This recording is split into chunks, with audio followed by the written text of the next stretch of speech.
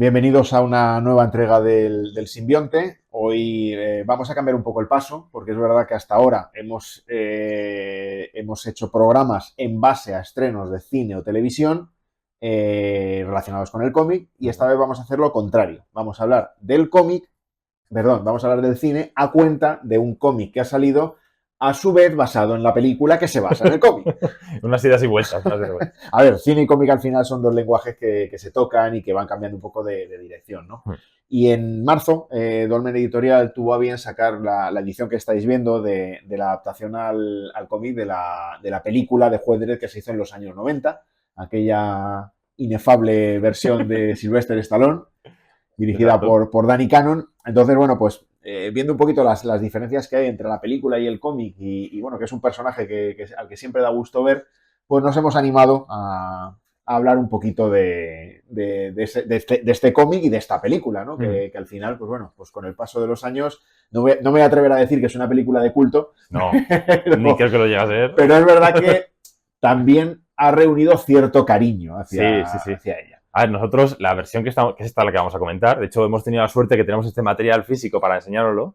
Esta que tenemos aquí es una edición que nos firmó el guionista, y dices tú de cariño, el máximo cariño que le tengo yo a esta película es que me la firmó el guionista y le conocemos cuando vino a Cutrecom en relación a Street Fighter, otra que a lo mejor podemos hablar un día de ello si nos metemos en el tema de videojuegos, que es Steven de Sousa, y el tío fue tan carismático, tan gracioso, tan cercano, tan conocedor y reconocedor de lo que ha hecho, aunque también es el guionista de Jungla de Cristal, vamos a decirlo, que le tengo cariño. Nos la firmó y es que fue una experiencia tremenda. Pero es experiencia propia mía. Vamos a hablar de qué ha generado este cómic, qué ha generado este personaje, qué ha generado esta película, cuántas versiones, sorpresas que tenemos curiosidades. Bueno, estamos en los años 90 cuando se estrena la película, y son unos años en los que desde que Marvel sacó el cómic de Star Wars, pues es verdad que había cierto interés en la industria del cómic de hacer casi siempre en este tipo de películas adaptaciones al cómic, ¿no?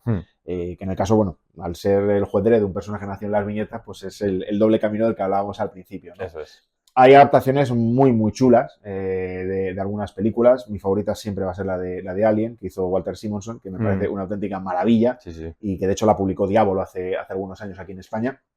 Pero en este caso tiene su gracia porque la dibujó Carlos Ezquerra. Carlos Ezquerra, aragonés, es uno de los nuestros, pero es uno de los nuestros que tanto tuvo que trabajar en el extranjero para poder ser reconocido, ¿no? Hay que reivindicarle. Por supuesto. Y bueno, en este caso, pues la gracia está un poco ahí, ¿no? Porque es verdad que esta película es del 96, ya son unos años en los que a lo mejor las adaptaciones al cómic ya no generaban el mismo movimiento, caían en manos de autores de, digamos, un segundo o tercer nivel, no ya los grandes, como ha habido en otras ocasiones. Se me acuerdo de Terminator 2 de Klaus Jansson, me acuerdo el Robocop de Frank Miller, me acuerdo de esas cosas, ¿no? Y es verdad que eran nombres muy potentes, pero en los 90 pues empezaron un poco a caer más no en desgracia, pero sí en vamos a sacar un producto de marketing más que un TVO que realmente pueda... También fue la época floja de Marvel, también. Claro. O sea, esto era una cosa de panorama de cómic en general.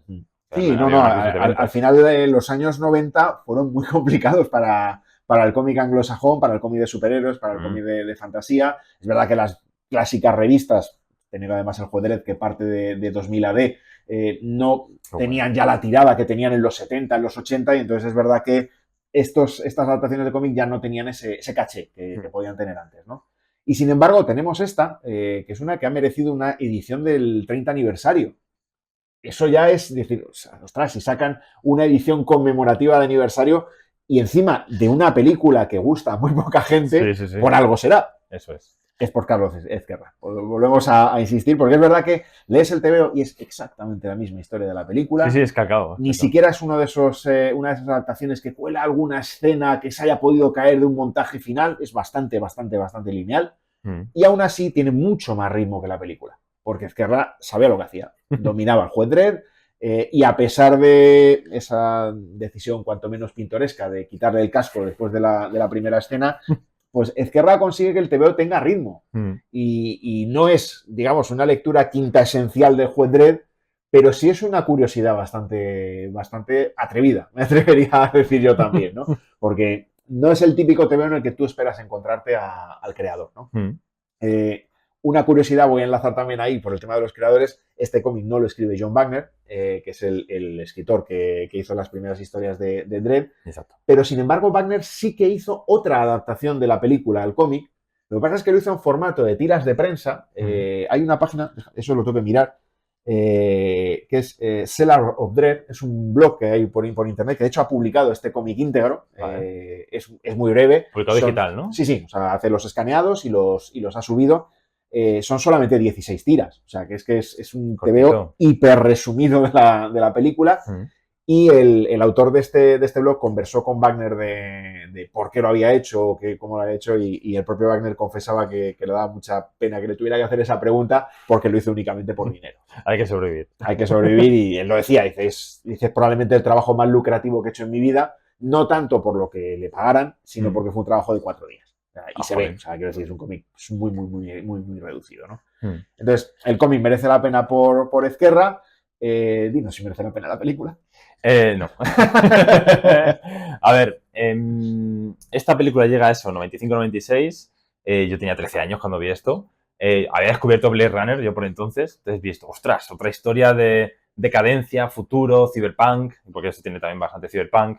Dije, esto tiene que ser para mí. Y vi la película, me meten al actor de Gigolo, a Rob Schneider. Está Mark von Sydow, que dices, este tío, da igual los años que tengas, que él te va a imponer y te va a conquistar seguro con lo bien que interpreta. Pero la película es un batiburrillo que no funciona nada bien. Sí que es verdad que Joel Dredd admite, hayas leído los cómics o no, te admite el humor negro, te admite la crítica al corporativismo, a las marcas y demás, que son los vas a dar tú luego más luz. Pero el humor, el desfogue que ofrecía Rob Schneider se carga la película por completo. Lo hablábamos el otro día, no me acuerdo en relación a cuál, que decíamos que en los 90 siempre había que meter un alivio cómico en las películas, siempre lo hacían, era como una pauta, era como algo que si esta película no tiene esto, el productor te va a echar para atrás y te va a obligar a reescribir el guión y meter esto. Pues eso pasó con esta película. La gente la condenó por el hecho de que se quitaba el casco de Stallone, era la estrella de turno, y bueno, le quitan esto y dice, bueno, pues venga, es una película en la que se han dado esa licencia, que se carga un poco la esencia del personaje, que en la intimidad puede que se lo quite, pero en público jamás, evidentemente. De hecho, luego cuando hablemos de otro contenido que tiene este cómic, también vamos a hablar en relación a eso. Pero la película, aunque tiene acción, aunque la producción no es del todo mala, el traje está bien hecho, además, que muchas veces también se ponen a reinventar el traje, a reinterpretarlo, pero bueno, traje de Armani está más o menos respetado. No, es que lo de las marcas es tremendo. Es un poquitillo como el product placement que había con Super Mario Bros. Tal cual. Había que meterlo. Pues había que sacar la producción adelante también como fuese, me imagino. Pero a mí no, la película funcionaba en cuanto que era divertida. En cuanto a respetar ya al personaje, pues me da que no. Me da que para nada. Sí. Me gustaba mucho Mark von Sydow, me gustaba mucho todo lo de cómo mostraba la violencia, cómo mostraba el autoritarismo, pero no explora, porque este cómic, al menos para mí, lo que cuenta un poquitillo es ese fascismo de un futuro en el que, a pesar de que hay muchísima violencia, muchísima delincuencia, igualmente no está justificado aplicar la ley sobre la marcha como hacen estos jueces. Ese discurso, ese debate, en la película no está. En cuanto se quita el casco de Stallone, ya estás viendo una peli más de Rambo o una película que se le parece muchísimo a esta, que es Demolition Man, que tiene un argumento súper parecido, pero súper parecido. Entonces se lo cargan todo el trasfondo del hermano, de lo de Rico. Igual, dices, bueno, pues aquí es un villano más, pues es su hermano, ¿no? Que te va a dar igual que sea su hermano. Entonces, a mí la película me divirtió por la edad que tenía, pero con los años la ves y dices, es que se carga, tiene 1000 fallos, le sacas pegas por todos lados. Literalmente. Es que no puedo decir otra cosa. No, además, no creo que haya nadie que se nos queje por decir que esta película no sea buena. Es verdad que es una peli que puedes ver. O sea, es decir, porque tiene su ritmo, tiene tal, y bueno, pues entra. La ves, la olvidas y ya está. De hecho, el que la quiere olvidar siempre es Sylvester Stallone, que siempre lo ha dicho que ha sido el peor error de su carrera. Igual no lo es tanto, ¿no? Pero no deja de ser una película correctilla, pero creo que el problema que tiene es que realmente equivoca el material de referencia. O sea, no han hecho una película de Juez Dredd. No, para de Juez Dredd tienes 10 minutos al principio, la guerra de bloques, tal, perfecto. Bueno, eso puede colar como película de Juez Dredd, pero es verdad que unos jueces vestidos de lujo no son los adecuados, un juez Dredd que se quite el casco no es el adecuado. Hay muchas decisiones en ese sentido que no son las adecuadas, ¿no? Ni siquiera la historia es demasiado Juez Dredd, ¿no? Lo que decías, da igual un poco que sea el hermano que no sea el hermano, o que haya ingeniería genética. da un poco igual, no es algo que sea trascendente realmente, y no lo es en la mitología de Juez Dredd, ¿no?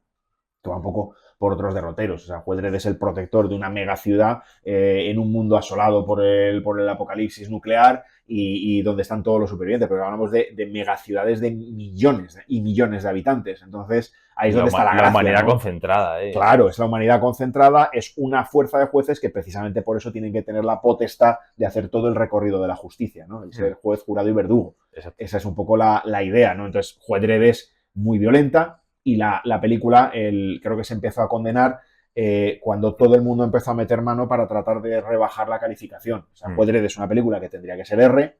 Tal cual. El estudio presionó para bajarlo a 17 y Stallone presionó todavía más para bajarlo a 13. Es que no. Entonces, claro... ¿Por eso pude verla yo? Rob Snyder está de por medio. Es gracioso leer cómo a quien quería Danny Cannon para el papel era Joe Pesci.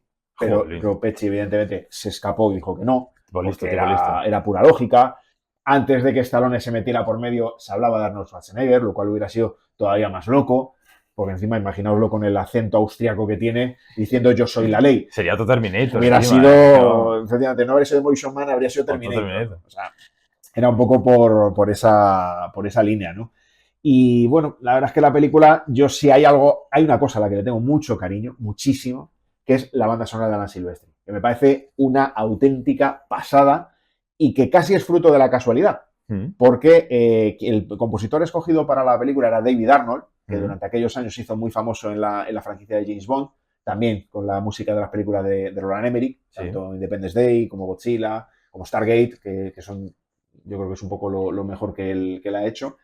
Lo tuvo que dejar, entiendo que por más imposiciones del estudio de buscar un nombre a lo mejor más grande, se escogió a Jerry Goldsmith, al gran Jerry Goldsmith, pero lo tuvo que dejar por agenda. Qué pena. Porque estaba haciendo El primer caballero y Congo a la vez, entonces era demasiado... Bueno, la banda sonora de Congo bien lo merece también. Y la del primer caballero, a mí me parece también chulísima. O sea, me parece que tiene unos temas, unas fanfarrias también muy, muy chulas.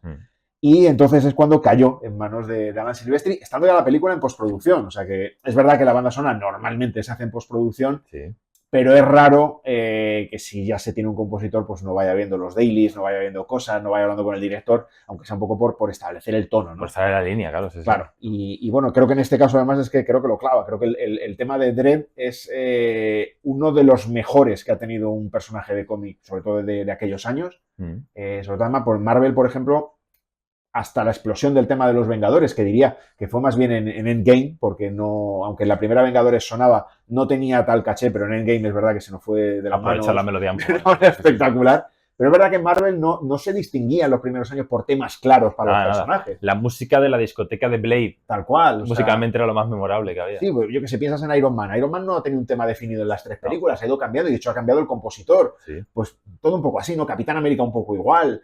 Todo eso ha ido cambiando y sin embargo Dredd eso lo clavó. O sea, Silvestri lo clavó, le dio un tono de marcha militar a la vez divertida, pero a la vez con ese toque un poco fascista. Imponía un poco. Me podría decir. Imponía. Era un tema muy, muy chulo, ¿no? Y como anécdota, por si alguien lo recuerda, durante mucho tiempo el programa de resúmenes de la Liga de Telemadrid, Fútbol es Fútbol, lo utilizaba para la introducción de los partidos. Igual que Canal Plus utilizó, o seguirá utilizando, que no lo sé porque hace muchísimo que no veo fútbol. Desafío total. Pero desafío total. Sí, queda genial para empezar la jornada de Liga y demás. Pues está igual, Silvestri era lo que hay.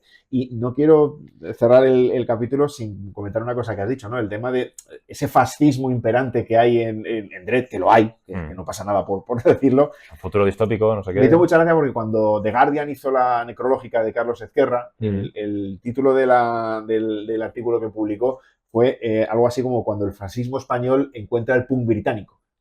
Y pues es una muy buena explicación de lo que era Dredd, ¿no? Que vienen los grises, ¿no? Claro, era un poco en ese plan, ¿no? O sea, él lo decía, dice, yo vivo en la España de Franco, pero vivo en la Inglaterra de Margaret Thatcher. Claro. Entonces, era una mezcla muy chula la que hicieron. Y eso que, otra anécdota también, a John Wagner no le terminaba de convencer el traje original que diseñó Ezquerra para Dredd, y de hecho decía que era una especie de pirata español. Bueno, a ver, las borras que puedan llevar aquí y todo esto. ¿no? Bueno, Que esto ya sabes, al final los creadores pues crean y, bueno, como hemos hablado muchas veces, ¿no? Pues el guionista tiene unas ideas, el dibujante tiene otras y la idea es que sepan convivir para que el cómic resultante sea eso es, o sea, crear una imagen icónica. Pero absolutamente. Cuando ves un cosplayer de Juez Dredd es que le reconoces al momento. Sí. No se han hecho cosas así de parecidas. Alguna cosa similar quizá en Warhammer, cosas así. Sí. Pero bueno, es muy icónico, tiene una seña de identidad que es inconfundible. Yo quería tocar también, porque ver esta película, mira, de hecho no hemos mirado si está en alguna plataforma, por si alguien tiene la loca idea de verla, vamos a buscarla mientras. Pero vamos a tocar también, a ver, por aquí que no se engañe internet, otras adaptaciones, otras versiones que ha habido, que son bastante mejores que esta. Sí. A ver, Juez Dredd del 95 está en Rakuten TV. Bueno, pues si alguien la quiere ver, pues que se pague sus 3,99 que cuesta alquilarla y ya está. O sea, no lo vale, ¿eh? Pero bueno, por si acaso. Seguro que también están todas las bibliotecas en formato DVD.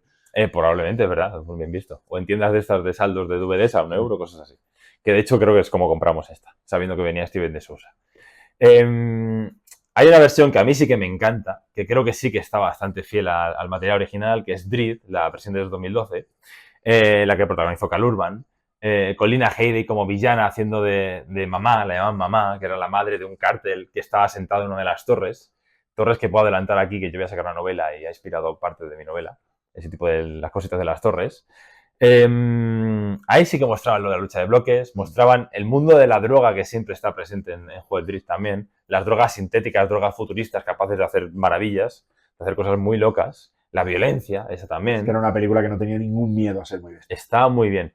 Y uno de los ganchos que tuve con esa película, aparte de Cal Urban, que ya venía yo de haber visto El Señor de los Anillos y seguía mucho a los actores y demás del Señor de los Anillos, era el guionista, Alex Garland. Que Alex Garland estuviese metido en esto para mí era un sinónimo de calidad y se confirmó. Ahora que va a llegar, que ya han anunciado que están metidos a hacer una segunda, que lo dijo ya Cal Urban, espero que él esté metido en el tema porque va a explotarlo bien. Está últimamente Alex Garland muy con el tema de lo militar, de los ejércitos y demás, con Civil War o con la última película que ha sacado. Y esto le va a venir como anillo al dedo para seguir con ese discurso, con esa temática que parece que le cuesta salir un poquitillo del autoritarismo, de las guerras, del ejército, de la violencia humana, todo esto. Esa película tenía mucho el rollo de la psicotropia, tenía mucho la violencia, pero tenía también otra cosa que nos va a llevar a otra adaptación que voy a invitar a la gente a que la busque en internet, porque está en YouTube, subida en el canal del autor, o sea, no está pirata ni siquiera, que es el productor, que es Adi Shankar. ¿Has visto las versiones que hay de Castlevania en Netflix? No, la conozco, pero no he llegado. No salimos de Netflix. Versiones de videojuego animadas, estupendas. Hace poco Adi Shankar también ha producido la adaptación del Devil May Cry, de otro videojuego. Él fue productor de esa película, de Dredd. Después de hacer esa película, he visto que le encanta hacer como fan-made, hacer cosas por su cuenta, tipo fan. No es oficial, pero hay una serie que se llama Superfiel, que yo pensaba que era como Super Amigo y me había comido el R, no, pero es Superfiel. Y es una serie, web serie, como en Flash, muy loca, muy loca, de 2014, que mezcla animación con 3D, con animación tradicional o animación Flash con 3D, y te cuenta la historia de un psicópata que desde pequeño quiere ser juez, pero es un psicópata. Entonces, te muestra cómo la ley permite que entre cualquiera. De hecho, el chaval entra a ser juez porque ve un folleto que pone: hazte juez, podrás matar a quien quieras, entre paréntesis, si se lo merece.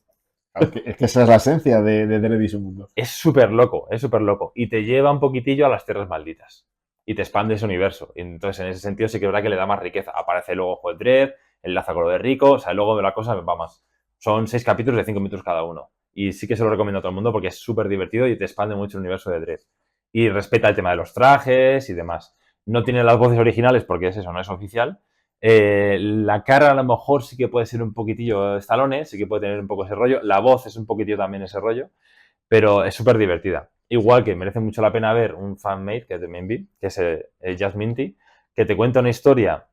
Tiene un juez, que no es Juez Dredd, otro juez de Megacity, que se exilia a las tierras malditas y tiene una aventura allí. Ese es más episódico, pero siendo un fan-made está muy bien hecho y merece la pena. Entonces, ese es como el pack, digamos, de Juez Dredd audiovisual que merece la pena que la gente vea más allá de esta película. No merece la pena la película. Si acaso, pues pone por ver una película de Stallone y demás, Sí. si quieres entretenerte, como tú decías, puede ser un poquitillo de sobremesa de un fin de semana. Tal cual. Es eso. No sé si tenemos más maneras de elogiar a Esquerra, No tanto a Ezquerra, pero también un poco por recuperar, porque es verdad que, siempre lo digo, la siempre precaria industria del cómic española tiene una cosa, y es que publica prácticamente de todo ahora mismo y a unos niveles espectaculares, ¿no? Y en el caso de Juez Dredd, pues Dolmen está haciendo un esfuerzo muy chulo por recuperar cosas. Y sí que hay un TVO también que me gustaría también mencionar, que es el de La Tierra Maldita, que también lo ha sacado hace no demasiado. Y es un volumen que tiene la particularidad de que es la primera vez que se publica en España sin censura. ¿Por qué se censuró? Porque La Tierra Maldita es un viaje de Dredd, de su ciudad a otro extremo de este mundo, que tampoco voy a contar los detalles para que os los descubráis en el libro si os apetece leerlo, pero que justo en el centro de ese viaje tiene un episodio que es muy curioso porque hacían una parodia absoluta de marcas comerciales. Entonces es fascinante pues ver en el mundo de Juez Dredd peleando con dinosaurios, con bandas, con el propio Dredd, y de repente aparece Ronald McDonald, aparece el Gigante Verde. Entonces lo ves y dices, es de una psicodelia que no es normal. Y claro, toda esa parte, lógicamente, pues por derechos de autor, durante mucho tiempo ha estado desaparecida. Y ahora el tener una versión íntegra sin censurar de ese TVO, también creo que merece la pena que la gente le eche un vistazo si tiene curiosidad por conocer el mundo de Dredd. Molaría. Le voy a echar el guante, lo sabes. En este que decíamos de Dolmen, que bueno, tú también eres de Dolmen, ¿verdad? Es quien tiene la propiedad para distribuirlo en España. Sí, ¿no? Bueno, en España también Kraken ha editado los archivos completos de Dredd, pero ahora mismo quien está haciendo pujanza por Dredd es Dolmen. Yo creo que es inteligente por lo que decíamos, que va a haber una segunda parte de Dredd y esto le va a levantar las ventas. Además, esta edición que compré, que de hecho la compré porque fui a mi ciudad natal, a Salamanca, y habían abierto una tienda de cómics, que por entonces Salamanca estaba un poco huérfana de tienda de cómics porque cerraron Shogun, que era mi tienda de referencia por entonces, y abrieron una nueva que se llama Ikigai. No me molesta darle publicidad porque fueron súper amables cuando fuimos, y dije, tengo que comprar algo, tengo que hacer gasto aquí, y una de las cosas, nos llevamos 3 libros al final, fue este. Y aparte de por el tema cinéfilo y demás, y que ya teníamos en el horizonte hacer el simbionte, y dije, esto va a ser material antes o después, viene con una historia que enriquece este volumen.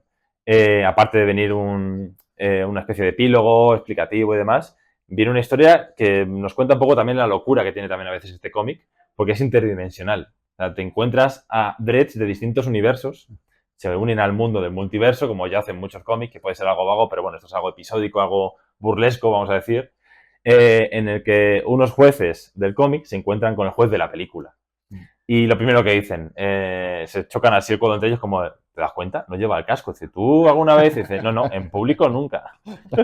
Entonces ya meten un poco ahí la puya. Pero es que es normal. Ahora imagínate la película con Karl Urban y Sylvester Stallone. ¿Te imaginas? Buah. Oye, si se ha hecho con Spider-Man, ¿cómo lo vamos a hacer con Dredd? Sería una locura, sería tremendo. Oye, pues no es mala idea. Pero Alex Garland no va a tirar por ahí. No creo. Está claro. Pero bueno, cosas tan locas con jueces es que admiten, entran bien. Sí. Y yo espero ver otra vez esa violencia, espero que la gente se enganche a los cómics de Juez Dredd, porque son magníficos, son muy divertidos, son muy salvajes y tienen pozo, tienen trasfondo, te hacen pensar también en ciertas cosas. Sin más, tenemos un detallito por ahí que contar ya de lo que viene, ¿no? Simplemente, en estos pequeños avances que hacemos. En este caso se trata de algo español. Los Muertimer, creo que era el título. Así se llama, sí. Que me ha dejado Muerti. Nos llegó el otro día, mira, a ver si tengo el correo de referencia, sobre todo por dar un poco de guía a la gente. Esto va a ser una película producida por Alex de la Iglesia. No forma parte de ese universo que estaba haciendo con Prime Video, que no me acuerdo cómo se llamaba, ahora la verdad, de Fear Collection, que era con Prime Video y con Sony, esa serie de películas que han sacado 3, pero la tercera ponía que era la cuarta, no sabemos qué pasó con la de en medio.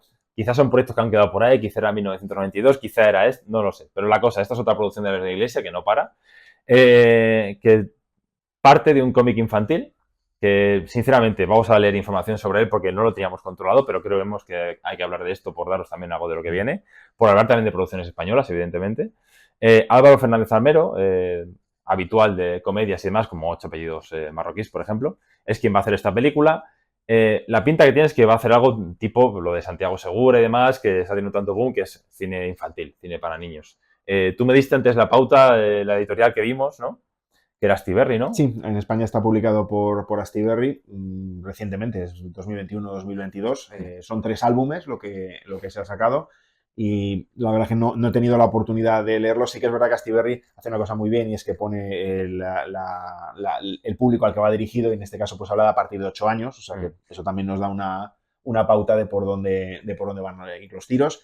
Sí que es verdad que es una serie que tiene muchos premios en Francia. Sí, que estuvo nominada al Eisner. Que además, bueno, pues es bastante concreta, 3 volúmenes, 250 páginas, o sea, no es una lectura demasiado densa y un poco por las sinopsis oficiales, por lo que vemos es eso, que los protagonistas son 2 chavales que son los hijos bueno, sus padres trabajan en la funeraria.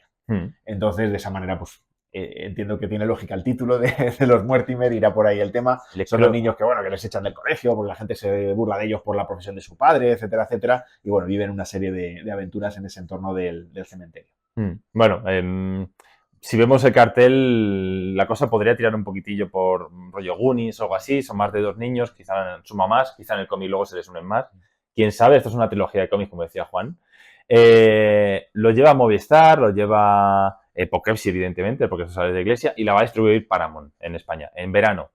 14 de agosto, o sea que otra más para sumar los estrenos comiqueros de este verano, que va a ser tremendo, que va a ser a nivel cómic, que creo que no vamos a parar de hablar de pelis y de recomendaros y demás, porque muy probablemente en verano también estemos aquí dándonos la turra. Telecinco y Poughkeepsie juntos. En el reparto, aparte de los niños que son nuevos, Víctor Clavijo, Alejandra Jiménez, Fele Martínez, Belén Rueda, gente muy conocida. Creo que van a tener más papeles secundarios porque los protagonistas está claro que van a ser los niños. Pero película infantil, la autora, nos discutíamos antes quién intentaría pronunciar el nombre. Te toca. Lia Massi, ya sabemos que el francés aquí no es lo nuestro, evidentemente. Ya nos pasó con Asterix y Obelix también. Pero es la autora y es eso.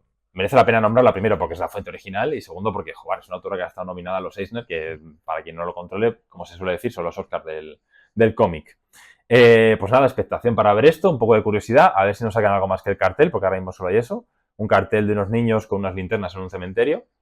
El título original era Le Croc, creo que, o algo así, pronunciado. No hemos encontrado traducción literal, puede ser que sea un nombre tipo Los Goonies, porque yo creo que va a tener un poco juego de palabras, quizá. Aventura veraniega tipo Goonies o así.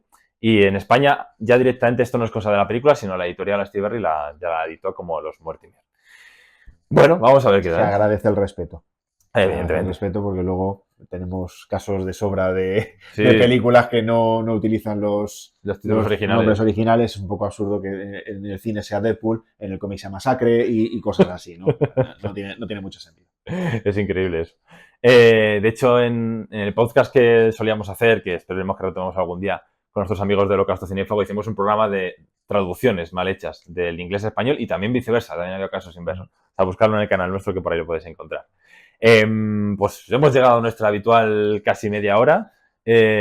Comentadnos si esta duración os parece bien, que también estábamos abiertos a eso. Claro. A más cómics, os podemos decir muchos más cómics de Jueldril si queréis en comentarios y demás.